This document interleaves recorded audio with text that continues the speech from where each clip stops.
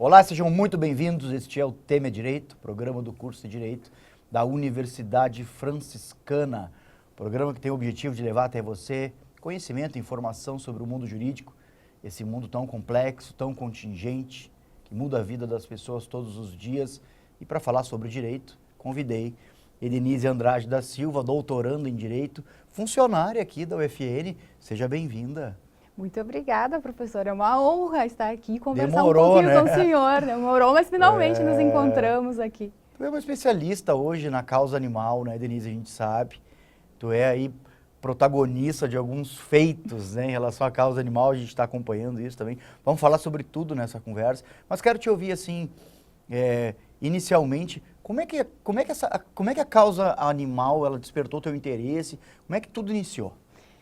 Bom, tudo iniciou com a questão da pesquisa, né? E a gente precisa ponderar que essa questão da causa animal nem eu conhecia, sabia o certo, mas ela é uma disciplina, é uma área do direito contemporâneo, né? Sim. Bastante recente, nova, mas ela é multidisciplinar, o que significa que ela vai dialogar com diversas áreas, direito Sim. penal, direito ambiental, direito das famílias, direito processual civil, direito civil, né? Filosofia. Filosofia, sobretudo, né? Então, eu tenho uma formação em filosofia e essas questões da parte ética a gente já discutia há muitos anos, há décadas atrás, na filosofia, né? E aí, no direito, eu sempre me dediquei a uma pesquisa relacionada à área de direito das famílias. E aí, eu sou componente de um grupo de pesquisa, né, na UFSM, que trabalha, o GPDA, que trabalha com isso. E eu precisava fazer uma interlocução entre a área que eu pesquisava e a área que minha professora, orientadora, trabalha a pesquisa. Então, eu fiz essa interlocução entre o direito das famílias e o direito animal e consegui perceber aí um nicho de pesquisa bem grande que sequer eu imaginava que era possível.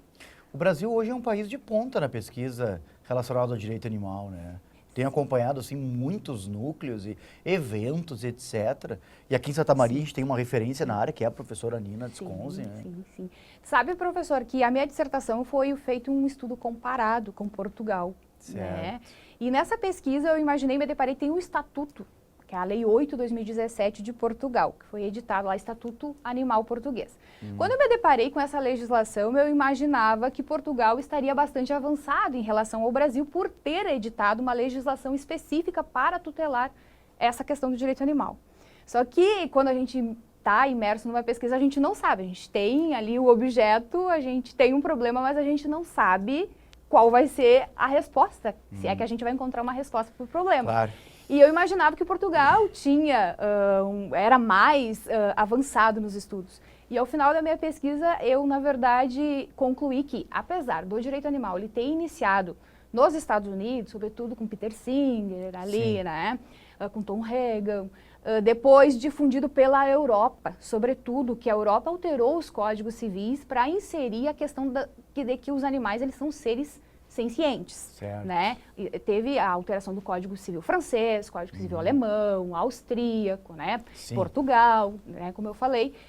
Contudo, tal foi a surpresa é que a América Latina, e especialmente o Brasil, tem ganhado destaque nesse cenário dessa pesquisa em direito animal, sobretudo pela academia e pelas decisões judiciais inovadoras que a gente tem experienciado. Então, o Brasil, sim, hoje é uma referência, tanto no âmbito de decisões judiciais, né, entre aspas, talvez precedentes, né, não sei se à luz da hermenêutica a gente pode falar que é precedente, né, talvez o Lênio diga que não, né, mas essas decisões, elas são inovadoras e elas são da América Latina, contempla a Colômbia, né. Por enquanto temos orientações, né? Exatamente, temos orientações nesse sentido. Eu acho que seria melhor denominá-las assim. Mas o que eu quero saber de ti é o seguinte, qual é o foco central hoje do que está se pesquisando a respeito do direito animal? Porque assim, eu sei que tem muitas vertentes, né? Tem a questão do uso do animal para servir como cobaia de experimento científico. De experimento. É uma discussão essa que vem há muitos anos, mas parece que hoje isso já se diversificou um pouco, não é, Denise? Sim. A questão processual hoje ela é bastante latente, né? Hoje, por quê? Porque a gente tem aí animais, decisões aqui como em Santa Maria, né? Em resumo, para o nosso telespectador entender a possibilidade de um animal ser partes. Protagonista de uma ação judicial. Exato, e isso é uma celeuma ainda que está, né, não está fechado. Por quê? Porque a gente ainda não tem, a gente tem debates na academia sustentando essa possibilidade. A gente tem legislações, por exemplo, o Código Meio Ambiente do Rio Grande do Sul traz expresso no artigo 216 essa possibilidade dos animais acessarem, né? Mas o Código de Processo Civil, ele ainda silencia quanto a isso, não há essa previsão.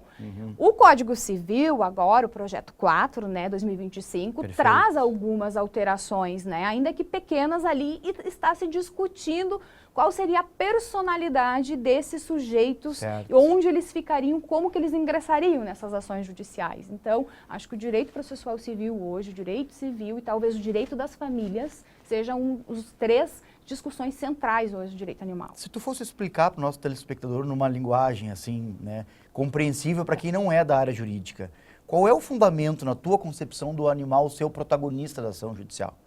Acho que o fundamento é um fundamento constitucional. Ele está lá na Constituição, no artigo 225, parágrafo 3º, inciso 7º, que traz de forma expressa a questão da vedação da crueldade, né? E aí lá há toda uma questão que aí trabalhando de uma maneira hermenêutica, interpretando o que a codificação constitucional quer dizer, é que de nenhuma forma, né, aquela regra de não se ter crueldade admite ponderação. E Gussart vai trazer esse debate dizendo é uma regra, não é um princípio, portanto não tem como ponderar isso, ela está posta e não há qualquer discussão a esse respeito. Então a gente trabalha sobretudo com esse preceito constitucional e além disso questões que a própria ciência, a Declaração de Cambridge de 2012, por exemplo, né, atestou que muitos animais têm capacidade de sentir e mais alguns têm capacidade de ter consciência. Então, a gente tem da Constituição Federal de 88, não de uma forma expressa que o animal tem consciência, mas admite a senciência quando veda os atos de crueldade. Mas o que muda na tua concepção?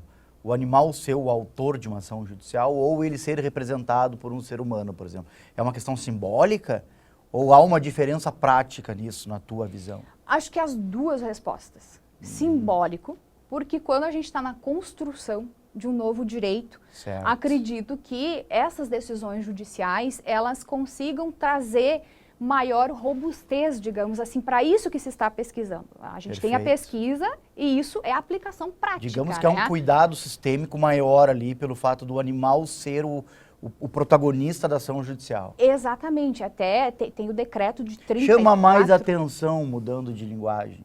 É isso, tu acha? Eu acredito que chame mais atenção e consiga justamente, como eu disse, fundamentar melhor esses estudos. Eu acho que essa é a vantagem da gente ter esse reconhecimento dentro de um processo judicial. Acho que é cultural, é pedagógico. Claro. Registre-se que a gente não está falando aqui na possibilidade ou não disso, ainda que, pelo que a gente se conhece, né, Denise, a gente está advogando pela possibilidade. E, aliás, aproveitando isso, eu queria que tu contasse a experiência que tu teve em relação a isso, porque há pouco tempo atrás tu entrou com uma ação onde o autor da ação, quem é, explica para o nosso telespectador isso. Essa é uma ação bastante curiosa, né? E inédita no país que a gente teve, né? Bom, as pessoas me perguntam, como que tu conseguiu isso? Na verdade, eu não consegui, eu trabalhei com essas legislações que eu acabei de mencionar aqui, né? Fiz um trabalho interpretativo, né? Do que está disposto na Constituição, do que o Código do Meio Ambiente do Rio Grande do Sul traz expresso, trabalhei com toda essa lógica e a gente ingressou com uma ação colocando uma gatinha no polo ativo, né, demonstrando que ela foi a vítima. A autora da ação é a gata. Sim, a autora da ação é a gata. E ali não faz menção nenhuma a ser humano algum no polo ativo. Ela é representada pela tutora. Por quê? Porque a gente tem um decreto de 34 editado lá. Essa aí, como é que você consegue? Porque a gente tem a questão do direito material. O animal, ele por si só é o sujeito de direito material que não pode ter os seus direitos violados. Isso é pacífico, então. Então, eu fiz um levantamento jurisprudencial, qual era a razão dos juízes indeferirem que o animal estivesse no polo ativo. né? Certo. E é importante que a gente também esclareça para o telespectador que a gente está falando de animal doméstico, né? Ou Sim. animal de estimação. Ainda tem esse recorte dentro das pesquisas de direito animal, Sim. né? Inclusive, isso teve alteração, né, nas legislações ambientais, refletindo no Código Penal, né, aplicando penalidades para quem praticar maus tratos, né? Então, com base em tudo isso, a gente construiu um argumento sustentando a possibilidade dela ser autora dessa ação judicial. Certo. E o fundamento processual, já que o Código Civil é omisso nesse sentido, não traz qualquer normativa sobre isso, é em relação ao decreto de 34, editado pelo Getúlio Vargas, que ele tinha aí que tá. Ele tinha força de lei ordinária, porque naquela época o Getúlio Vargas ele tinha o poder tanto legislativo quanto executivo. E aí depois, o Corvo, em 91, quando foi eleito, né, ele, por meio de outros decretos, foi revogando aqueles atos administrativos Mas tu teve dos que presidentes explicar anteriores. isso nesse Tive que processo? explicar isso. Só que isso é matéria de discussão tanto no STF e do STJ. Certo. E nas ações de inconstitucionalidade do STJ, como aquela da Rinha dos Galos e tal, da famosa da vaquejada do Ceará, lá já foi objeto e o STF se manifestou dizendo que está vigente o artigo 2º, parágrafo 3º Claro. desse decreto.